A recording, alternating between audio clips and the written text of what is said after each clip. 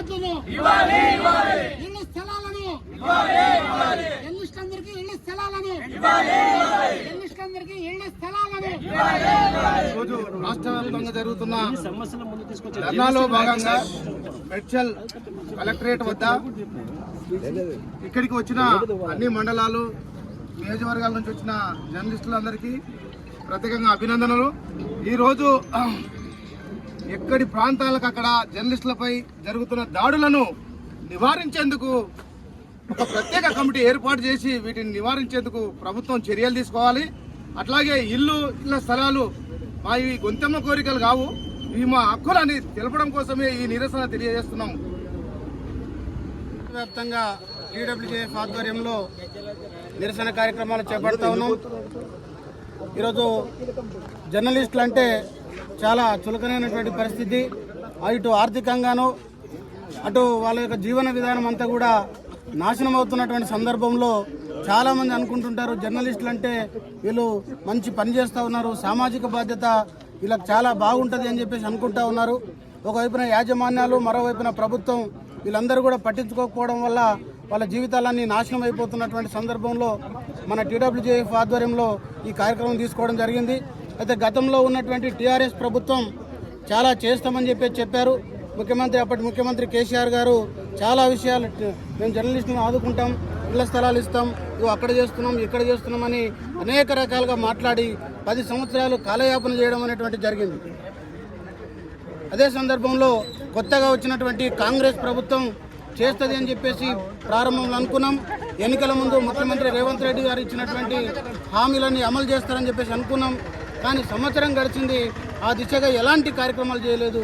అందుకని తప్పకుండా మనం పోరాట రూపం తీసుకోవాలని చెప్పేసి అనుకొని ఈరోజు ఈ కార్యక్రమాన్ని చేపట్టడం జరిగింది.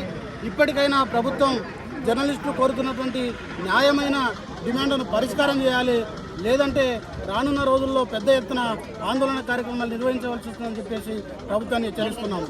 మన టీడబ్ల్యూజేఎఫ్ ఆధ్వర్యంలో ఇక్కడ మేడ్చల్ మల్కాజ్గిరి జిల్లాలో మన కలెక్టర్ ఆఫీస్ దగ్గర మనం ఇక్కడ ధర్నా చేపడుతున్నామంటే ప్రస్తుతం ఉన్న ప్రభుత్వం ఆలోచించాలి. ఎందుకు ధర్నా రాష్ట్ర వ్యాప్తంగా టీడబ్ల్యూజేఎఫ్ వాళ్ళు జర్నలిస్టు ధర్నాలు ఎందుకు చేస్తున్నారని ఒకసారి ఆలోచించాలి. ఎందుకంటే గత ప్రభుత్వంలో జర్నలిస్టులను ఏ విధంగా మోసపూరితంగా ఇస్తామని చెప్పేసి ఇవ్వలేదు. వీళ్ళు మేము ఇల్లు ఇస్తాం, భద్రత కల్పిస్తాం, ఇల్లు ఇస్తాం, అకామిడేషన్ ఇస్తాం ప్రతి ఒక్కరికి చిన్న తరహా పెద్ద నుంచి అని చెప్పేసి అన్నారు. కానీ ఇవ్వలేదు.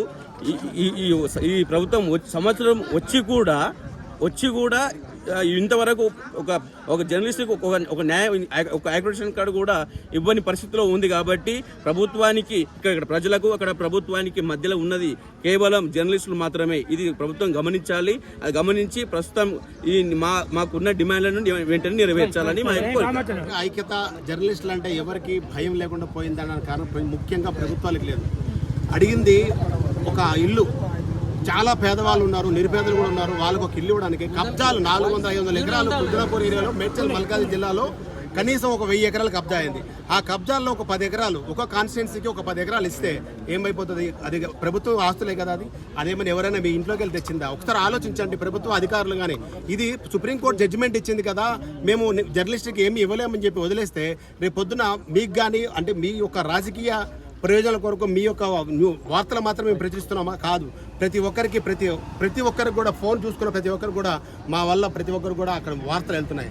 అది ఒక ఓన్లీ రాజకీయాలకి మాకు సంబంధం కాదు. ప్రతి ఒక్క వార్త కూడా మేము ప్రతి సామాన్యుడికి పంపిస్తున్నాం. అలాంటి వ్యక్తులకి మాకు ఒక ఇల్లు భద్రత, ఒక ఇల్లు కట్టించడానికి నిరుపేదలు ఇందిరా మిల్లు అంటారు, లేకపోతే ఇంకొక ఇల్లు అంటారు. కానీ ఒక 2 బెడ్రూమ్లు ఇల్లు కట్టించడానికి ఏమవుతుంది? మాకు ఇల్లు స్థలాలు ఇస్తే ఏమవుతుంది?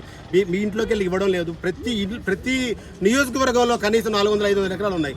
ఒక నియోజకవర్గానికి ఒక 10 ఎకరాలు చొప్పున ఇస్తే ప్రతి ఒక్కరికి కూడా ఇల్లు సమస్య తీరుతుంది. వాళ్ళు ఇల్లు కిరాయి కట్టుకుని చాలా మంది ఉన్నారు.